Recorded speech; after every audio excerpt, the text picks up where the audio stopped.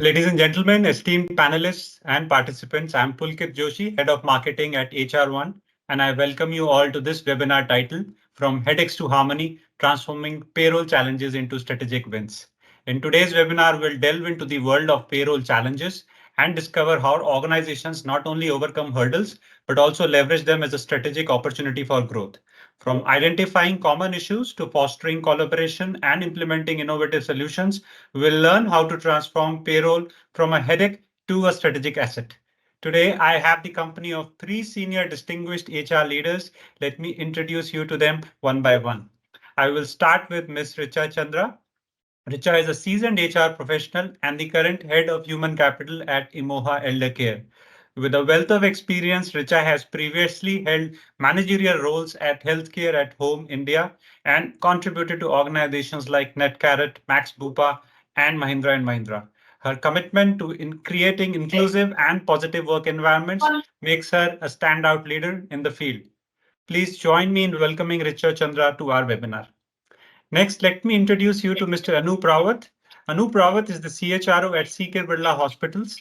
With over 20 years of experience in services and hospitality, Anup is passionate about driving organizational value through innovative HR practices.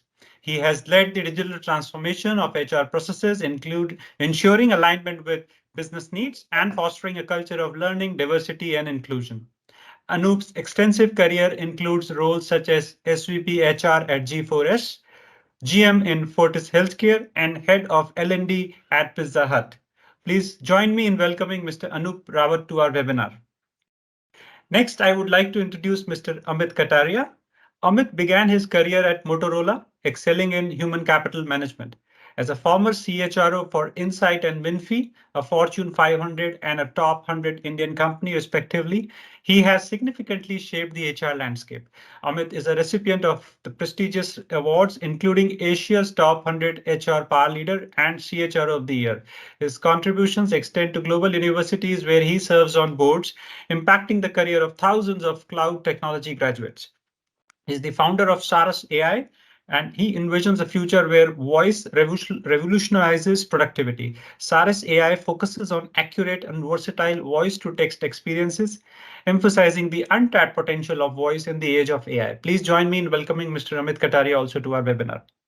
Okay, so let's get started. Let's kick things off. Just a quick check for all the folks who have joined us on this webinar. We will take the questions at the end of the webinar for our panelists.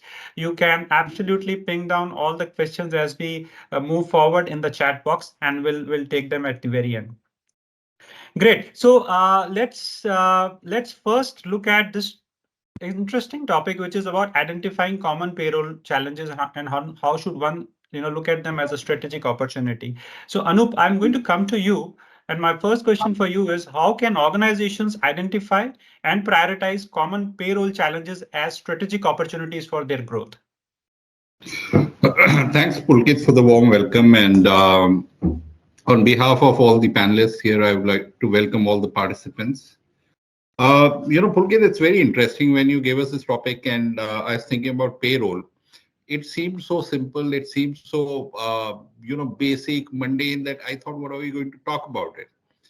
The more I thought about it, the more I penned down my thoughts, the more I realized that it's not as simple as it sounds, right? So let me begin by, really highlighting what are the objectives of payroll. Okay, three basic, simple objectives of payroll is to ensure accurate and timely payment to the employees. I think that's the basic underlying need for a payroll, right? The second is probably compliances with the legal and tax regulations. I think that becomes a very integral part of payroll. And the third is, which is often not really looked into, is to optimize your resources, time, and efficiencies to be able to deliver an accurate and timely payroll. So first two, everybody does. Without that, we don't survive. But the third one, I think that's the question here, because payroll at the end of the day is a very mundane routine exercise that needs to be done every month. Okay, there's nothing exciting about really making a payroll and delivering and paying out as per the schedule.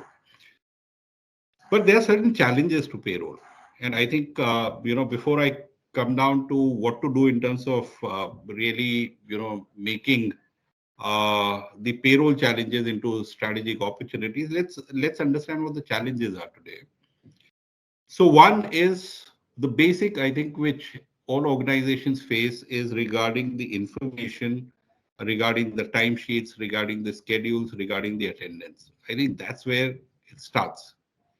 The process of completing or compiling, and especially if you're spread out over multiple geographies, especially if you're working in different states, different locations, have a larger number to really work on, I think this becomes your foremost challenge. If you go through that, all right, then there is this, the second challenge which faces a lot of us who work with the blue collar workforce is the different payroll structures in every state. Okay, every state has a different structure. Every state has different times when the pays are revised. Every state has their own compliance and statutory regulations, etc. So that becomes a challenge as well. The third one is the dependence on multiple input sources. Okay, you're getting information regarding attendance from one source, you're getting information regarding compliances from another source, you're getting information regarding payouts through another source. So there are multiple informations which are flowing at different points of time during the payroll process. So that becomes your third biggest challenge. The fourth, I think we've all encountered it at some point of time, is the need for confidentiality. Okay, we talk about payroll confidentiality. We talk about maintaining a secrecy around the pay structures, etc. But we all know that at different points of time in every organization, this gets compromised.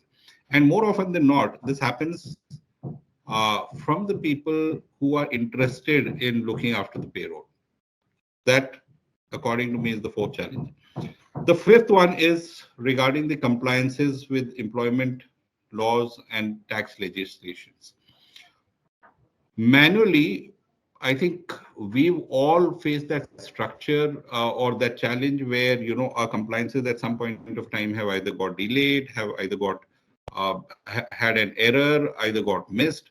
So that, according to me, is the next challenge as far as the payroll is concerned.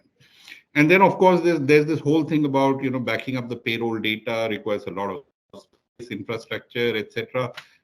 And then when you go to look for information, you don't find the information in one place. I had an experience where we had to do some analysis on the payroll data. So when I asked for data, I was told, and I'm sure a lot of people in the call would agree with this, is that you have to compile every month's payroll and then be able to do an analysis on the data. So I think that these are some of the big challenges which are common across. I'm sure there are more, but this is what I could think of. Now, what do we do? How do we resolve this? Okay. So in terms of resolving or making it into a strategic win, I think the first strategic win is to be able to align and cater to your own business. Even before we look outside, before we look to spread our wings, the first and foremost need is to be aligned to the business. The payroll should be able to cater, and at some point of time, later on during this webinar, I will stress upon where and how can we move ahead in terms of aligning the payroll to the business and how does it impact the business. But first thing you need to do is you need to understand your payroll structure and you have to map the complete process. Okay, where's the input coming from? What are the various milestones during the payroll? Where is the information stored? All right, what is the kind of information that you require? So you've got to map the entire thing. The second is even before you start putting in a process to correct the payroll or probably bring in some technology, etc., you need to be able to identify where and how are the errors happening in your payroll. The objective, like I said right in the beginning, is to create or to be able to deliver an error-free payroll on time. So you've got to identify what are the errors, what are the kind of errors that are happening in the payroll process, and why are they happening. Once you've done that, there is a mantra that I used to tell my teams. I said, till the time you have a keyboard to enter data, you will continue to have errors. Okay. So my mantra to my team was eliminate the keyboard. Okay. Find ways and means of, importing data, collecting data without the use of the keyboard. And that worked for us brilliantly well. Uh, like I said, if you are removing the keyboard, then you need to invest in technology, and you have to be able to identify the technology which best suits you, which, and according to me, the technology should have flexibility, should have some level of customization, should be highly adaptive to the changing environments, etc. So these are some of the basic things. And then, of course, you've got to create linkages, where the data is backed up, or linkages to the compliances. How does the information flow to the employee? How does the information flow to the finance department for payouts, etc.? So all these things, once you've done that, I think then your business starts looking at you as a strategic partner and not just, doing a payroll activity once a month. I hope I've been able to answer your question, Pulkit. Yes, Anup, that's a fantastic response. The way I look at it, and by the way, I love that tagline. Could be a marketing campaign's tagline also, eliminate the keyboard. So if I look at it, right, you have identified what the pain point is. You've also looked at how do you solve for it, right? But somewhere I feel that payroll management, as a value, right? The value that it brings to the table for the organization is still sort of very much commoditized. So how should HR leaders strategically position it as an asset within the organization, and maybe educate people about what is a broader organizational goal that it is serving as a byproduct, or as an outcome. So I think as far as the, making it an asset or projecting it as an asset, and you're right when you're saying that, the business really looks at it as a very tactical, mundane activity, that happens every Yeah. month, etc. But if you look at it, payroll, and you look beyond, being able to pay the employees on time and, making that paycheck once a month. If you look at it, payroll is a wealth of data. Okay, and that's where in I think lies a lot of value as far as the payroll is concerned. Now let me try to put things into perspective here, saying that first of all, I think payroll provides insights into your workforce. Okay, the kind of workforce that you have, the kind of challenges that your workforce is facing. So you have to be able to really, and that's why in my earlier response, I really insisted on being able to maintain this data seamlessly. Okay. So, for example, the what we do now is we make the payroll once in a month and then we forget about it. That data is lying somewhere unused. Okay, it's not linked to anything. It's not compiled over a period of time. There are no reports that are generated. Mostly, I'm talking about the basic payroll activity. But payroll or your data that is contained in the payroll can actually give you a competitive advantage. You start identifying, is there a relationship between, let's say, employee turnover and the cost of employment that you're incurring? Okay. Is there a relationship between, certain positions that have been filled to a business growth? Okay. Is there a relationship between, the way your business is performing, both in terms of customer service or in terms of the product, etc., linked to the data which is available in your payroll? Okay, I know we all use the payroll data for calculating attrition, retention, etc. But I think there's a need to go beyond that. We need to be able to understand and create linkages between the payroll and the business results, or between the data that is contained in the payroll or the business. The second thing is, you can also look at the changing environment. We are all struggling with talent, right? I'm sure those of us who are involved in recruiting and hiring and, really uh, catering to the business need, we are all struggling with the availability of talent.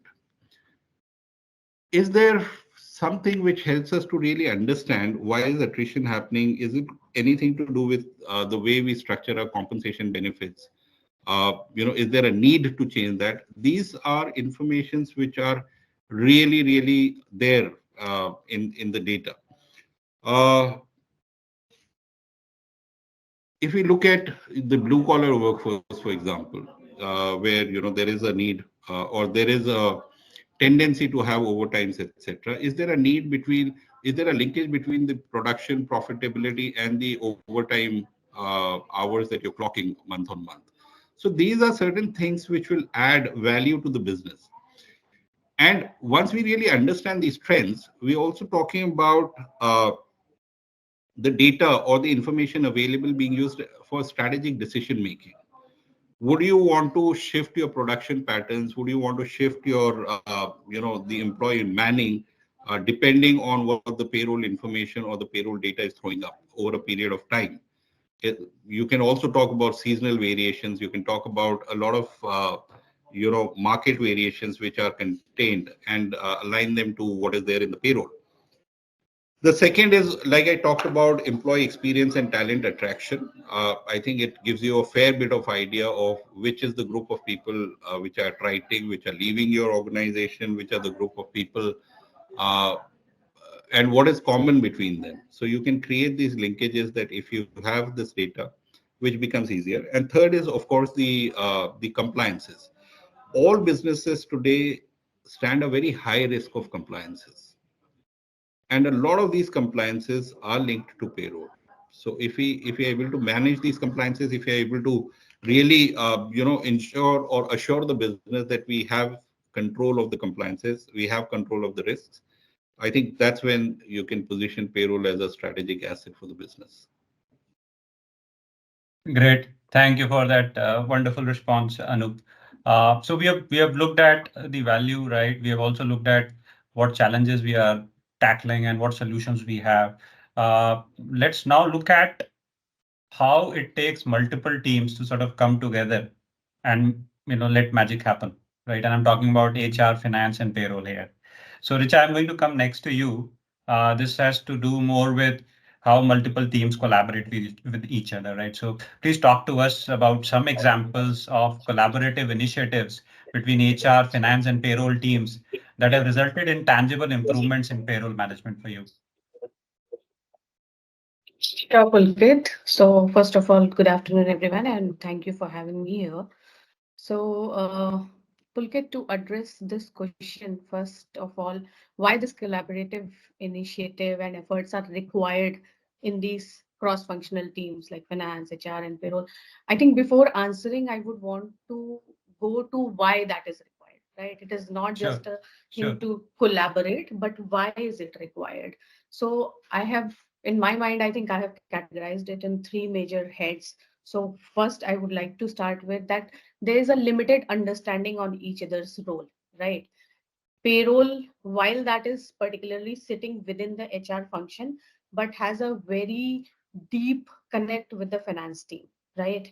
So finance having the understanding of what HR's role is and HR having an understanding of what finance is doing. So at any organization, I think 60 to, and I believe that everybody will agree to me, 60 to 70% cost is of the overall organization is sitting in the payroll, right? Which is controlled by the human resource team, human capital team. And when this data is presented to finance in various forms, they are further representing it to the board, to various stakeholders. For say, if I talk about the startups, there would be a number of DDs happening. There would be a number of stakeholders who would be requiring the data in various formats, right? So if HR and finance, these major head as in these major functions are not talking to each other, it creates a lot of cup, which ultimately results into the business inefficiency. Right. So again, as I will pick it up from what Anup said, that it might come across as a very mundane thing, once a month thing. Oh, it's just a payroll. No, it's not just a payroll. It has your 70% of the cost sitting in that bucket. Right. So I think the first head in my mind would be that there's a limited understanding on each other's role. So knowledge sharing is something which is required, and that is not once in a year thing. It is a constant approach that these two functions have to take with each other to talk about if there are any gaps, any problems, to arrest it then and there. It, you guys, I mean, anybody can have quarterly workshops within the one level downs or the functional owners of these teams. Then I think the second would be onboarding process delays, right? Because payroll has every month you are just filling the bucket, right? Churn management, attrition, new hires, all of this, right? So I think onboarding process delays would also be one of the challenges which requires a lot of collaboration between these two teams. And why that happens is any organization might have their payroll cycle ending on 25th or 20th, resulting into the payout of say last day of the month, first week of next month, whatever it is. But then if we as in the human resource function go ahead and keeps doing the hiring till the end of the month, right, it causes a lot of data mismanagement because you'll not have data on time, you'll not be able to share it ahead with the payroll team, then it is ultimately to be shared with the finance team.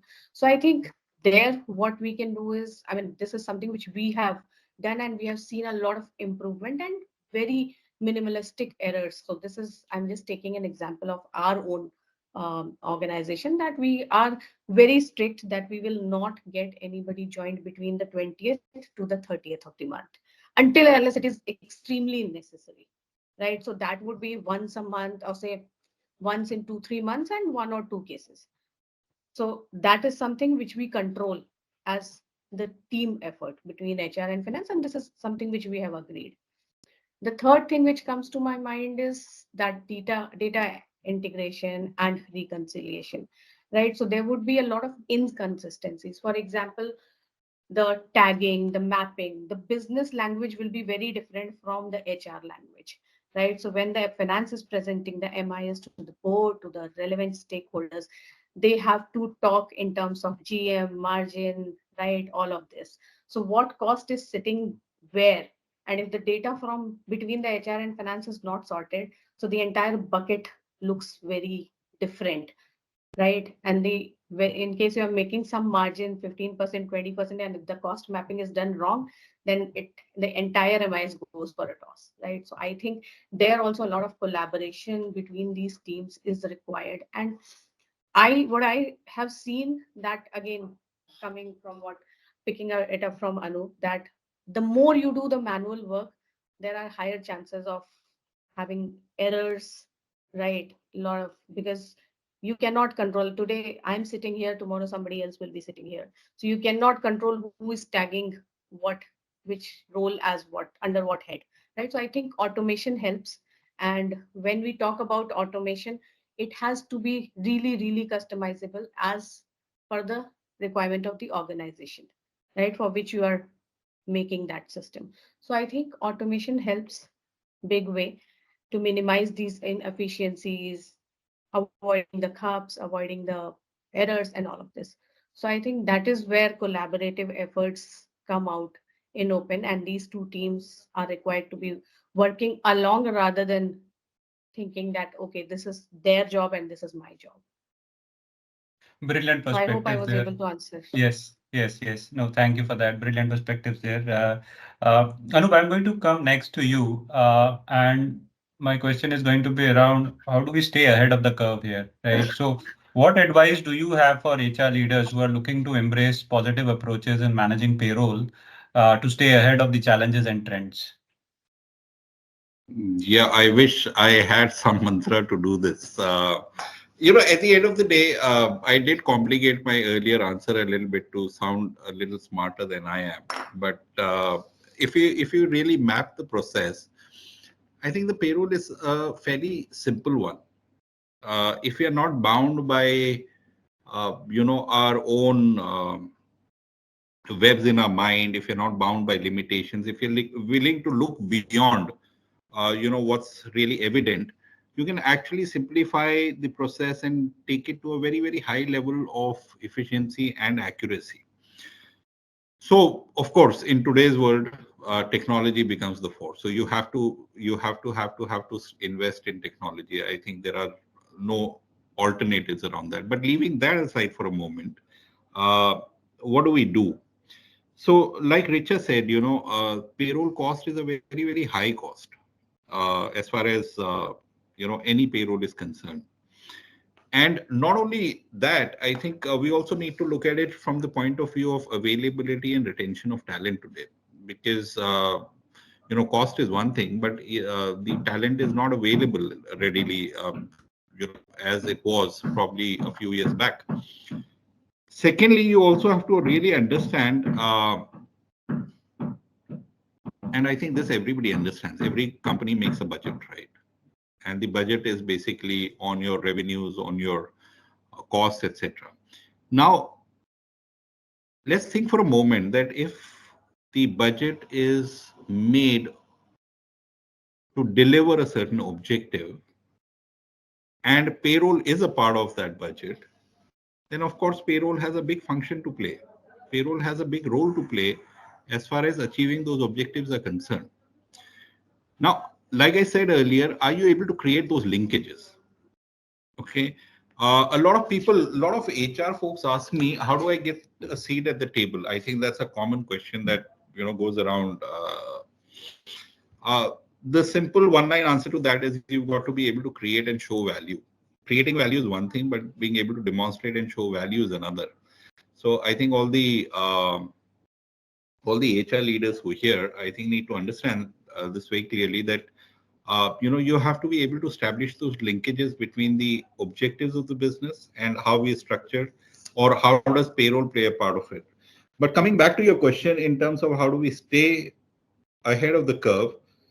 So, like I said, you need to have a very, very clear roadmap of how does the information, how does the process flow, right from the inception, that is capturing your attendance, to the end outcome, which is to completing all your compliances.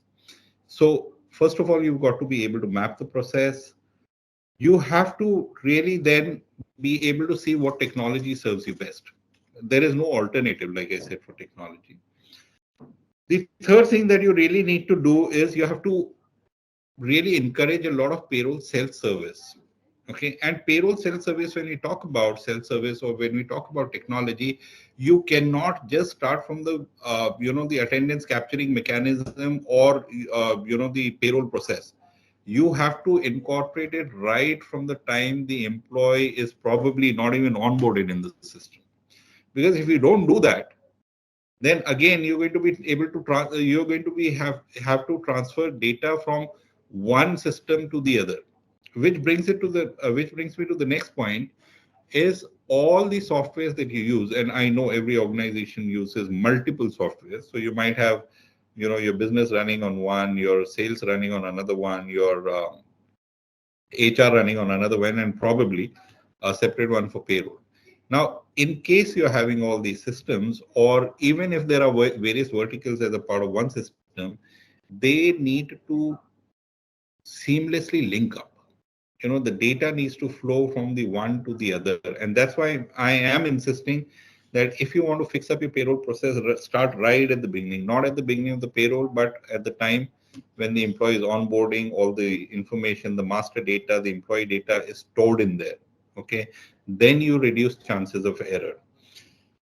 The next thing that you need to do is you have to ensure that there is no need for multiple data entries. And I said that in my last one as well, is that you've got to eliminate the keyboard. So, we're talking about manual systems. I'm not even talking about manual systems. I'm talking about technology, and technology to the extent where you don't need to use the keyboard.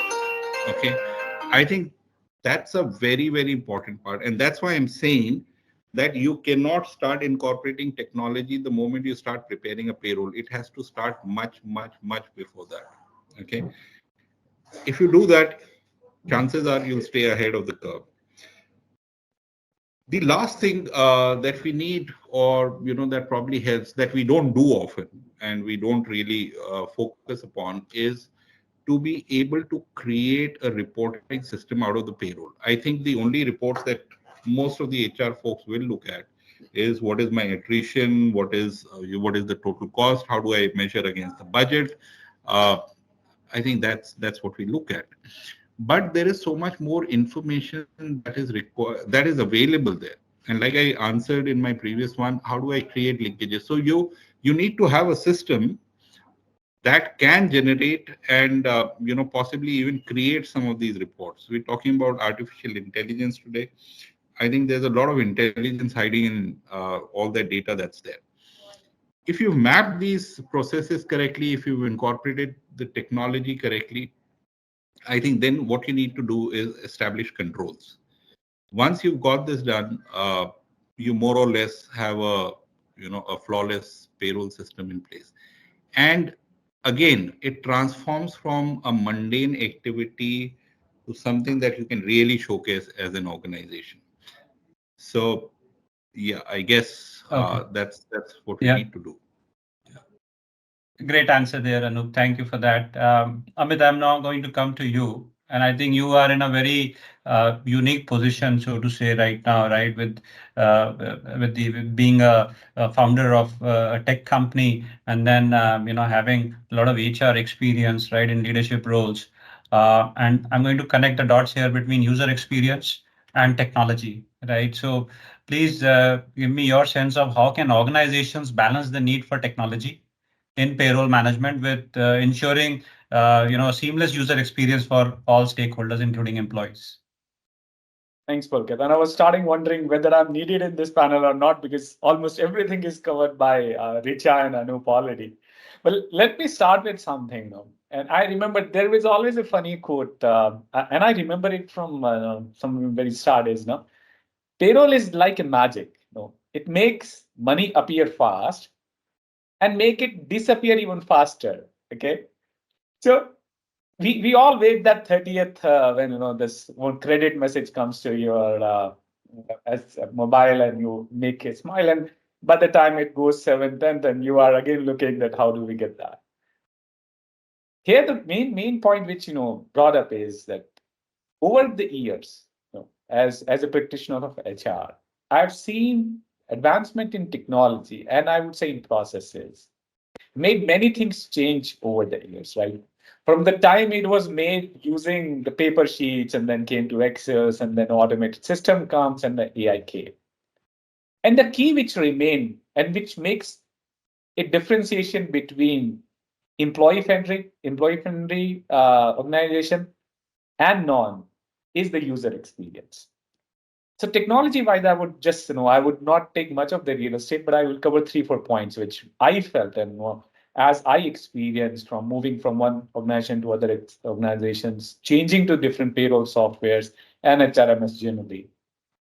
What you need to focus from that collaboration point is that, involve your employees and stakeholder in the process of selecting new payroll, right? So when you are changing from one system to another, you definitely have some change agents, decisions. Why did you do that? So if you are making everyone involved in that process, it makes your life very, very easy. It takes that surprise element from the general population and we say why HR did that or why stakeholders did that. That is one thing I kind of take it very seriously when I change from one system to another. And in conjugation to the same one, this one statement is when you're bringing this new technology, always make sure that it's slow paced. It's not hushed up. Something you need to keep one system in parallel before you roll out in second, right? So it gives a user and because let's say from the life experience, if you're using a mobile, let's say you are an iPhone user, and suddenly someone gives you an Android one, you will feel very, very, I would say, in a different context altogether that how do I even navigate this system? But let's say imagine for a couple of weeks, you still have your old system where you are maneuvering well, you understand things, and then side by side, you're using a new system that gives you that kind of space to adjust to the new technology we're bringing. So as a HR, 2 things. One, involve your stakeholders and your employees in that whole journey while you're selecting that. And second, make the change slow paced and keep the parallel systems intact. Last 2 points, which again, I feel is very, very important to know how the organization can balance this technology advancement in payroll is ensure mobile accessibilities. How it says that the surprises always are mood breaker, for employees if you're not aware what's coming your way and it comes suddenly to you, you may get little on off zone. So I feel, and I do practice, in my capacity, that organizations should give a chance to their employees to analyze and see the payroll beforehand. So example is, let's say 30th is coming and you are starting preparing your payroll. By 20th, you have 3 days payroll period, and by the 25th, you get to do the accounts, you run the payroll salary sheet, it goes to bank and credit. But let's say if there is some miscalculation in the pay days of a particular employee, it is too late for him or her to correct that till the next month. And imagine if that employee is able to see, okay, fine, this month on 22nd, my payroll days are the 30th or 20 or 22, I've taken these many of leaves. And he immediately goes into the system and makes a correction request. It gets approved. So instead of having a wrong payroll data entry processed and a wrong salary credited, he or she can do that very easily using the mobile accessibility. That I think is a wonderful technology advancement, which gives you a real-time power to correct things or to get into the I think proper way of doing it. Last point is automate as much as possible while retaining the human support. And I am so strong advocate of AI, and I think we can use lot many aspects of or advantage of AI to make that happen, and make those mistakes in payroll process very less, because ultimately it's someone's whole months of salary coming, and if there is some mistake and you say, okay, I would do next month payroll, for him it's not a good experience to have.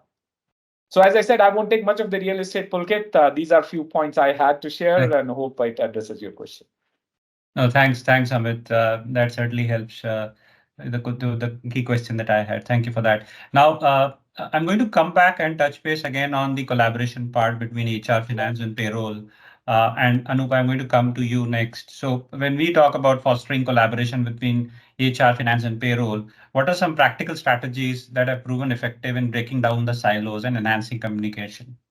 Your views on that, please. I think there are no, in fact, why payroll? I think for anything else as well, if you want to avoid confusion, if you want to have a lot of collaboration, I think two things are very important. One is accountability, who does what. And a lot of times, the systems fail because the accountabilities are not established. Okay, so first one is the accountabilities, and the second one is, of course, the communication that happens between the teams. You have to really streamline and remove any obstacles to the communication. We've all read and heard about barriers to communication, bias, geographic barriers, etc., etc. So I'll not get into that, but I think we need to do these two things correctly. Now, what have we done, or what could really help is, and especially for the payroll process, this really helps. We used a very, very simple mechanism to define a payroll process, which we call the segregation of duties. Okay. Now, I wish I could demonstrate it here, but basically it was a very simple Excel tool. On the column on the left hand side, you had the various activities listed about that happen in a payroll, right? Starting from the schedules to the attendance to all that information that comes in. And in the columns towards the right, there were the various stakeholders, the positions were mentioned. And then you would say that, okay, as far as preparing a schedule is concerned, and you just put a tick under that particular guy, okay, whoever was doing that activity or who's accountable for it. What it did was, one, we were able to summarize the entire payroll in one sheet. At one glance, you could know who was doing what. Secondly, it avoided any duplication of work, because it's very easy to visually verify whether the work was getting duplicated. Third, and most important, from the payroll perspective, we were clearly able to identify if there was any conflict of interest between the activity and the person. So I think for anybody and this could actually work for beyond, but just for the For the duration of this session, if we stick it to payroll, I think there's a lot of value in creating that segregation of duties. And this is different from what we call the authority matrix, although that's also required because at some level the decisions need to be taken, the payouts need to be done, etc. But if you really define your segregation of matrix, you will be able to solve a lot of problems that way. The rest of the things I think we are all aware of. There has to be a maker checker concept, which again this tool that I talked about really takes care of that. Who's controlling, who's authorizing, etc. I think there have to be, which is covered as a part of the accountability itself. There have to be very clear policies on what can be done, what can't be done.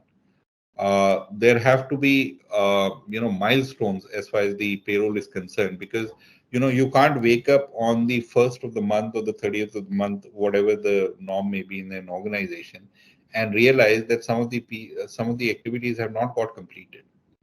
So you have to have clear milestones that if you're going to pay out on the first day of the month, then what are the activities that need to be completed by which date? And somebody needs to be able to track that. And that is why the need for technology, the need for artificial intelligence to be able to identify any gaps. If these, we had a very peculiar experience. I want to recall it here. In 1 month, a part of our team was paid twice. Okay. Now, can you imagine that? That's one of the basic things that you've got to guard against, that you can't overpay or you can't underpay. Now, why did that happen is that, because finance thought HR would do it, HR thought finance would do it, then both people took accountability and processed the payroll. So if the accountabilities are not established clearly, then you will have this problem. So I think, to sum it up, it's about accountability and communication. It's about creating a very, very specific segregation of duties and authority matrix. And it's, of course, about being able to measure timelines and activities that are defined in the payroll process.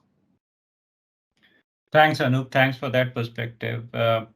Before I ask you the next question, I just want to remind everybody who has joined this webinar that you can put in all your questions that you have for our distinguished panelists in the chat box, and we'll take them at the very end. Anup, I'm now going to come back to you, and let's now discuss some real-world examples of organizations that are turning these challenges into successes, right? I mean, you did speak about a few initiatives that you have led in the past, but if you can walk us through some specific examples of organizations who have really turned the tide and made all these challenges into strategic victories. That's the first part of the question. Second part is, if there are any lessons that can be drawn from their experiences for our audience, that would be great. Yeah, so obviously I'll not name the organization, but Sure. I work with imagine handling a workforce of 120,000 people spread across 29 different states, and paid on minimum wages, and all the regulatory compliances which come with that. The wages getting revised twice a year, and at different months during the year in different states.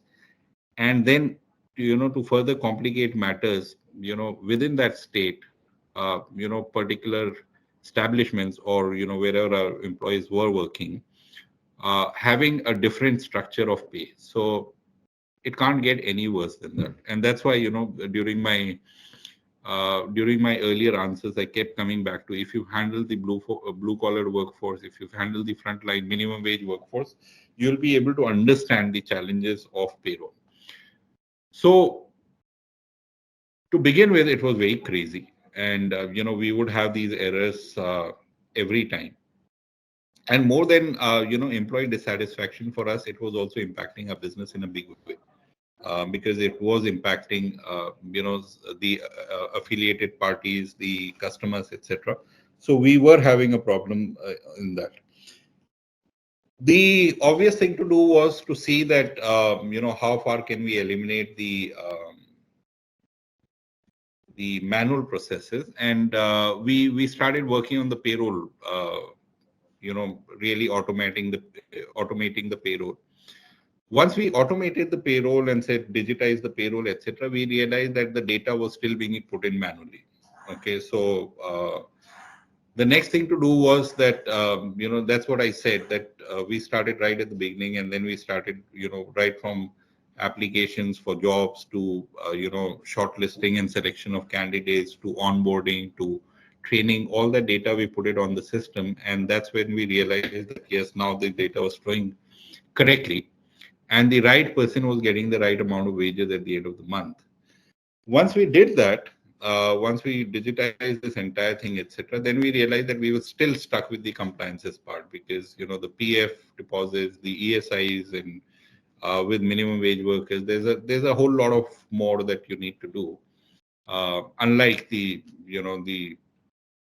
office workforce. So then we said that okay, we need to now really start looking at the compliances. So we put in another system there. And then we realized that these systems don't talk to each other. So what we were doing was we were basically pulling out data from one, putting it into the other, and then pulling out data from the other one and putting it into the third one. And it became a big mess. And that's where we undertook a lot of customization. We invested a lot of time, money, and effort in developing a seamless process that worked right from the from the onboarding of the employee to the exit of the employee, including payrolls. We also had to create some unique systems internally. These systems don't work unless you refine your process internally. So like I said, we had employees working in different states, different customers, different payroll structures, etc. So internally, we said that, we are going to create what we internally called a wage code. Okay, so wage code meant what kind of wages were you on, which state were you on, which customer, which assignment, etc. And then it would link you to that particular structure of payroll. And once we did that, I think we were fairly able to, reduce our errors. Our errors reduced to, on a population of 120,000, I think we were less than 0%. So that was a big achievement. Awesome. Awesome. Thanks for sharing that. And what a turnaround for sure. Amit, I'm now going to come to you for my next question. And I think, everybody goes on a decline when they say that this is how we do things, right? I think that marks the end of anyone's decline. So where I'm getting to is more like a Kaizen theory, right? The Japanese theory, which is about continuous improvement. And let's now apply that to payroll as a discipline. So what are your thoughts on creating a culture of continuous improvement in payroll? And how do you think it contributes to the overall organizational success? Very, I think the question has such a depth and essence. Now, not only payroll, Pulkit, the improvement, the continuous improvement, Kaizen, is the basic mantra for your evolvement as a human or as a company or as an employee, whatever genre you take it, but that's how the essence is. And I will take a step back since the webinar is about payroll. My personal take on that most of the organizations take payroll as a administrative process. And that's the reason it's, whatever way it's been handled. Now, I was reading a few questions in the chat box. If some people are asking about, if you're a mid-sized company, should you invest in payroll automation and all that? And that's actually, I think, is the core here. Most of the problems, if arise because it is perceived as an administrative function. In order to make it more towards how we improve it continuously, we need to envision payroll as a strategic priority.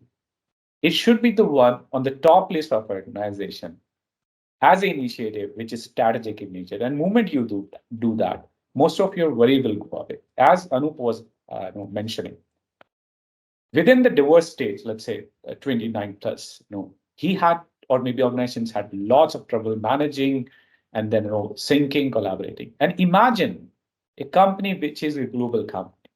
At one point of time, I was running payroll in Europe, America, India, and all that. And Pulkit, it was such a nightmare to handle without a particular technology who is cross synced between the different countries' law of the lands and payrolls. It is not something to be done without you continuously keep on improving and evolving as a company. And we realized it that we just simply cannot do it if it's perceived as simple task on us. And I asked my team to go make law steady, make it strategic, and implement the system, even basic, even if you want to use Excel, make that happen. So that's the one point, that make your payroll a strategic priority.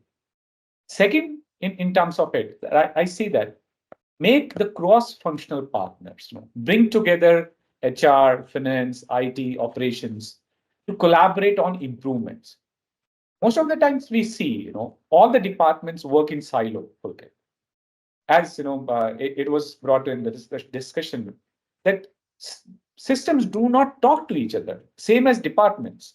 They are in different egos altogether. Finance won't talk to HR won't talk to IT won't talk to operations and all that. And everyone is okay, fine. We have done our job. Now let the other guys see.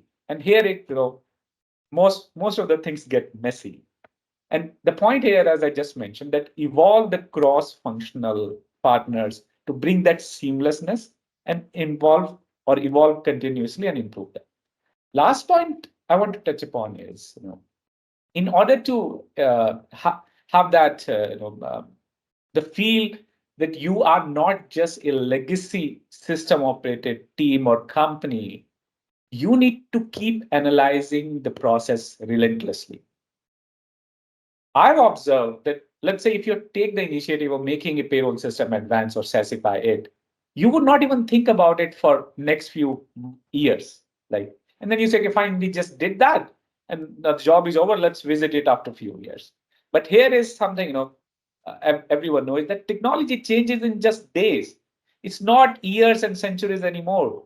If you wake up tomorrow, there would be many new things within the payroll system where you'd say, okay, wow, this is amazing to see. So last point here on the topic or the question that you put is that you have to constantly keep analyzing, and the process should relentlessly be going no matter what. And then keep that implementations as a part of your next build or upcoming improvements and all that, and keep your stakeholders involved on that. So these are the 3 cents I have, Pulkit. I hope it answers your question. It does, Amit. Thank you for that. Before I ask you the next question, we have 3 to 4 questions in the chat box from the attendees. I would urge each one of you to bring up if you have any questions. Between these 3 folks, senior leaders, we have tremendous amount of 50 plus years of experience, bare minimum. So let's make the most of it. Now, next question I have for you, Amit, is when it comes to really overcoming these payroll related challenges, let's also discuss the innovative solutions or technologies that can make it happen. So in your opinion, can you elaborate on such technologies that have been successful in addressing and overcoming some of the payroll challenges that we have spoke of? Yes, Pulkit. And I love this question. Reason being, you say that I probably have repeated word AI almost dozen times. Okay. And even I co-founded its venture, which is, deep dive into the AI. And here to answer that, how does, innovative solutions or technologies, that have been addressing overcome payroll changes for me. And I will just speak 2 minutes on it. Okay. One is that, we kept the real-time payroll processing as at the core of if we want to do the payroll process hours. Okay, so instead of waiting till the last month, what we did is we leveraged the payroll systems or processes which were very effective and working in a present time, not taking the legacy data and processing it. And that goes back to my first statement, as I said, you have to have your employees know what's happening. If there is a miscalculation in the payroll, he or she should be able to correct it and let the process know that no, this is going very differently. And that gave my employee experience a real boost in terms of payroll management queries, worries. The tickets got drastically lower down. And that is one thing. Second, I want to tell you is in terms of how the innovation solution is, you could use the blockchain for payments. This may sound not from HR guy, but what I say is every new technology brings tons of advantage with us. It's on us that how do we want to use it. We've been using legacy systems long. Let's try it. If you really want to be at the forefront of the innovations, blockchain is your answer. And then I would say is AI auditing and predictive analysis. These are the two terms may sound fancy, but if you use them, Pulkit, in the real utility of them, it will bring I think bundle of ease and I think the advantage for the department itself that it will overcome any cost advantage you might ever imagine for this. So for me, three top points for is that you have to keep AI auditing and predictive analysis on terms of the innovation you want to bring. You can use blockchain for the payments in your payroll management system altogether. And the first one which I said is, and which is core of what I want to tell and response to this answer is that you need to keep your payroll processing real time. You cannot operate on a long past legacy data. It has to be concurrently on the tips. So this is what I would say, Pulkit, to your question. Thanks, Amit. Thank you for that. Now I'm going to touch base upon one more challenge that we haven't really gotten into deep details about. We're going to be talking about the regulatory challenges. So, Richa, this question is for you. How can organizations navigate compliance issues in payroll effectively and turn all those regulatory challenges into opportunities for growth? Sure, Pulkit. So I think navigating payroll compliances can be complex and time consuming, right? However, this is something no organization can avoid because avoiding these challenges or avoiding just overlooking and having somebody just to see what is happening, what can be done in the compliance and not paying much attention can definitely cause a lot of loss to the organization in terms of penalties, non-compliances, notices, and all of that. So again, compliance for any organization would be not the top priority, right? It could again be the as administrative as the payroll function is, but we cannot avoid or overlook the importance of this particular function and this particular aspect from any organization's perspective, right? So I think again there would be 2 to 3 solutions which are coming to my mind. Is that first and foremost is that staying informed. Anup and Amit both mentioned that with various states, we have uh, different, altogether different regulatory compliances. Some would have PT, some would have LWF, and many other aspects which we need to comply. So it is not standard. It is customizable from state to state, right? So remembering all of it is not possible, right? So then staying informed and how we can do it in case the organizations can afford, they can have an internal robust compliance team, right, who can look after this, keep all the relevant stakeholders informed from time to time. What are the amendments going on? What do we need to change, update in the system, right? In case that is not possible, then having an expert outsourced partner. But then when I say partner, the entity should actually work as a partner to the organization and not be a consultant. Okay, I informed you, my job is over. No, that does not helps, right? So be a partner with the organization, and the partner's role is to safeguard the organization against any kind of compliance issues. So not only keeping the organizations informed but also ensuring that the organizations are complying to it. So this is the most important thing which is coming to my mind in terms of staying informed. Next could be internal and external audits from time to time, right? So it could be the frequency could be decided between the stakeholders. It could be quarterly, 6 monthly, or annual audit has to be there, right? So that again becomes non-negotiable. That you have to have the internal and the external audit going on from time to time so that we can check upon what is going right, what is going wrong, and overall as an organization, how compliant we are, right? So any deviations could be arrested then and there, fixed up then and there. And the last would be cultural compliances, right? Fostering a culture, views on compliance, not only as a requirement, but as a mandate, which will again support in the overall growth of the organization, right? And not just be sitting in the corner, okay, compliance done, compliance not done. So this again has to be taken as a strategic initiative, which I think most of the organizations in the current scenario have realized the importance of it, but yes, far to go. So that is what I think. Great. Thanks, Richa. Thanks for those insights. Now, this brings me to the last question. And this, I believe, is extremely crucial because this is where the rubber hits the road, as they say. And we're going to be talking about how do we measure the success and how do we overcome potential pitfalls. So, are there any specific best practices or benchmarks, Richa, that organizations can adopt to measure the success of their payroll as a strategic asset? So Pulkit, I think it goes beyond accuracy and timeline. That becomes the hygiene when we talk about payroll and mapping it to the best practices, right, industry wide. So accuracy and timeliness is something that has to be there. I will pick up from these two only and then talk about the other aspects. So timeliness is again as a best practice and continuous improvement. HR and finance team, all the relevant stakeholders who are involved have to adhere to the timelines that they have agreed. And again, there has to be a transparency at the overall org level, that when the payouts are happening, if the employees are informed, if there is anything that they need to do, what is the timeline to act upon it. So that is the timeline driven thing.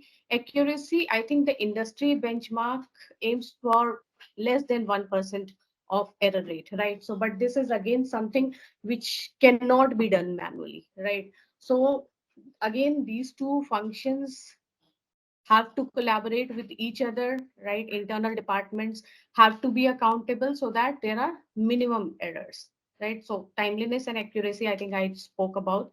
Then for me, I think and I'm sure Amit and Anup will agree, employee satisfaction is the most important thing, right? And I don't think there has been, apart from Great Place to Work or certain other certifications like those, there is any such number that I could talk about which measures the employee satisfaction, right? So our customers are the people, right? Our employees are our customers.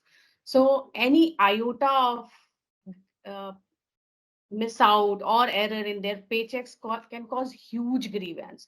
For us, it might be a query, but for an employee, it is a huge grievance. And I'm sure everybody is who's sitting here, who's participating, will understand Jan to March and then again April are the time when everybody is like, okay, 1% of the salary, if it goes and deducted into the tax, then how much of grievance these people, how much of chaos is created, and you have to address even the smallest of the queries. So I think employee satisfaction is one of the best benchmarks and practices which we have to measure right at the org level. So automating the payroll again would be one of the important solutions to this. And then last, I think would be the tech investment.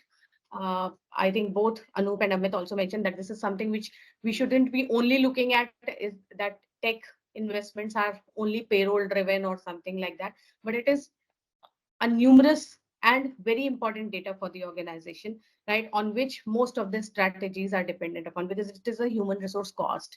You are betting on the people, right? So which cost is coming where? This again cannot be all there on the Excel sheets or could be done in the minds of the people. So tech investment is something which is again very important, which serves as the industry benchmark, I think, across organizations. I hope I was able to answer your query, Yes, Pulkit. yes, yes, yes, yes. Thanks, Richa. Thanks for that. This brings me to the end of the roundtable, but I do want to hear out from each three of you. What is one final perspective do you want to share from our conversation today with the listeners? Anup, I would go with you first, please. Yeah, but do excuse me, there's some background noise. There's some construction going on around me, so you Not a might hear. problem. Not a problem. During my closing remarks, I'll try and answer one of the questions which I saw in the chat box, which was, that how do I choose the best technology or the best software for this thing?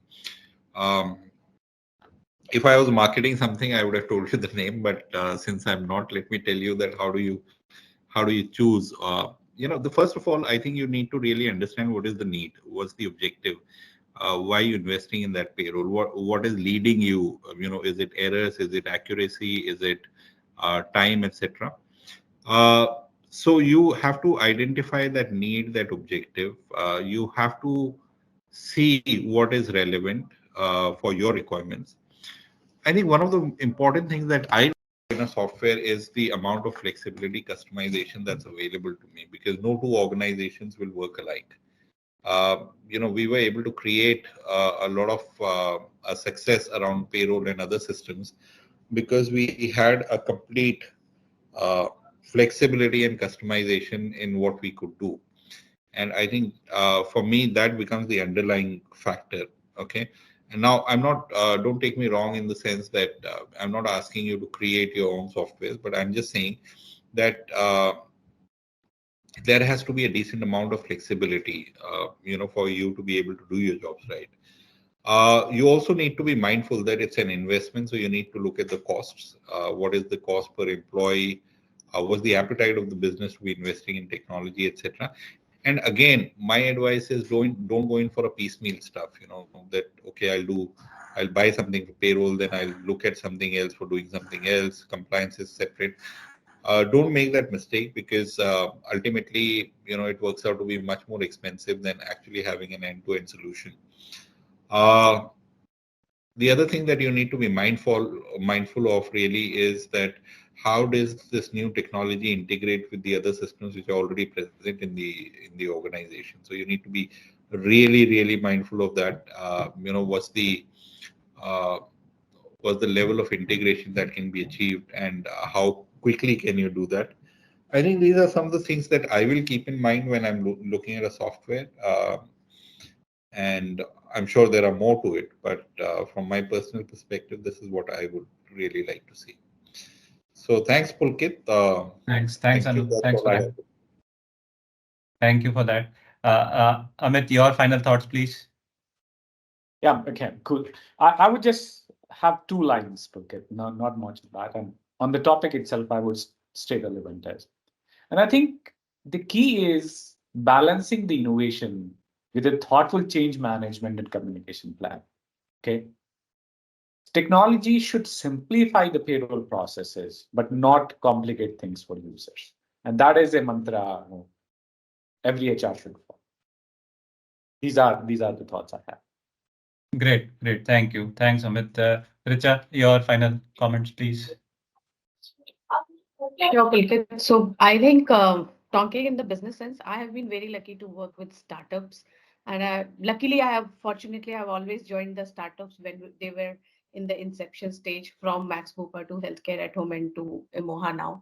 So I think wearing the business hat and not only being uh, accustomed to what we have been doing in our own silos, right? So I think wearing the business hat and using payroll as your advantage, right? Because it might come across that HR does not has a strategic role to play when it comes to being a business owner. I think it is a role with finance, HR, and other relevant teams play equally. So you just have to show the numbers like that, and you can do it by maybe choosing the right software, doing clear-cut investment in technologies, the upgrades, whatever is required, and wearing that org hat and not the only the functional hat that you're wearing. So I think those are the final thoughts from me, Pulkit. Thanks, Richa. Thank you. I'm now going to look at some of the questions that have come to us. Anup has already answered one question around how should one go about selecting their payroll software. We have one interesting question from Ms. Kriti Gupta. Hi team, being a mid-sized organization, we feel that the investment in payroll automation is not justified and can be done manually at a much lesser cost. Do you think we can automate our payroll process in any cost-effective way? It's a very interesting and I want to intriguing spend question. I want to spend 30 seconds in there and try Please, to answer please. something. So you said it's referred by who? Who By asked it? Kriti Gupta. Okay, Kriti. So Kriti, there are, if you even talk about payroll automation, there are many aspects to it. And if you feel the cost is a bigger burden, then that comes from a very different angle. Cost of a SASIFI solution, cost of your on-prem solution, cost of implementation, cost of customization, or whatever it is. But my advice to you is, as Anup also mentioned, you have to see what utility it bringing to you, what problem you are trying to answer. And if not, if you are not able to identify, at least start with something very basic. That means automate, let's say, time attendance system. Most of the mistakes you get into, it's calculating the payroll days. And then, of course, you can have the salary calculated based on the days, and there are interim steps. So if you don't want to go full-fledged system who takes end-to-end computation of payroll, take one or two modules, even the simple 500 rupees entry gate device to give you clicks or thumbs up incoming employee will solve most of the problem. But if you see the trade-off between a mid-sized company having a boost in employee happiness by not having their payroll-related problems, cost is way too less a burden. And that's what I say. There are many SASE solutions which are very cost effective. And as Manu was saying, I won't market someone, but no, you are already on one of the platform you're talking and listening to this webinar would solve you, and Pulkit is the right person to connect. But take a cost effective SASE solution, try to automate simple modules if you don't want to automate whole process, and take bits and pieces of it. And then your journey would be very smooth. Thanks. I'll just add one more aspect, Amit, with your permission. Yeah, sure. I think, Kriti, you also need to look at what are you counting as the cost. Because, like I said, towards the beginning of this session, we talked about what is the impact it has on your business. For example, if you are a business, and I'm giving my example here, if I'm a business where I can possibly reduce my billing cycle by a day or two, it makes a huge impact on the kind of revenues that I can earn, or the kind of money that can come in, or the cash flow for this organization. The second thing that you also need to look at is what is the time, resources, and effort spent on creating the payroll month on month. And then once you identify these costs, then you need to measure it against the investment that you're going to make. And if it makes sense, go ahead. If it doesn't, you still have your manual process to fall back on. Thanks, Anup, and thanks, Amit, for answering that question. I'm hoping Kriti has got the answer. And one last question. This is from Siddhesh Chaugule. Payroll is an important aspect in the company, but getting finance on the same page is a challenge. How can a software support these two departments to come onto a same page? I think somewhere you all have spoken about it. Anybody wants to take on this question?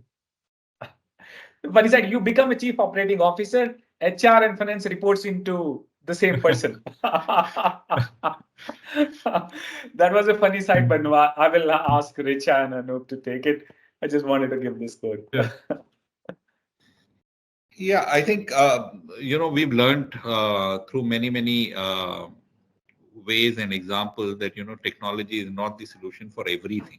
There are, in spite of putting everything together, having all the technology, etc., you might have the best spaceship in the world, but you still need people to be able to fly it. So that's where I think sometime during my session earlier, we talked about, the segregation of duties, about the need to create accountabilities very clearly, and to define a very clear communication channel. I think if you do these three things, there's no need for finance and HR to become the best of friends, but the job gets done.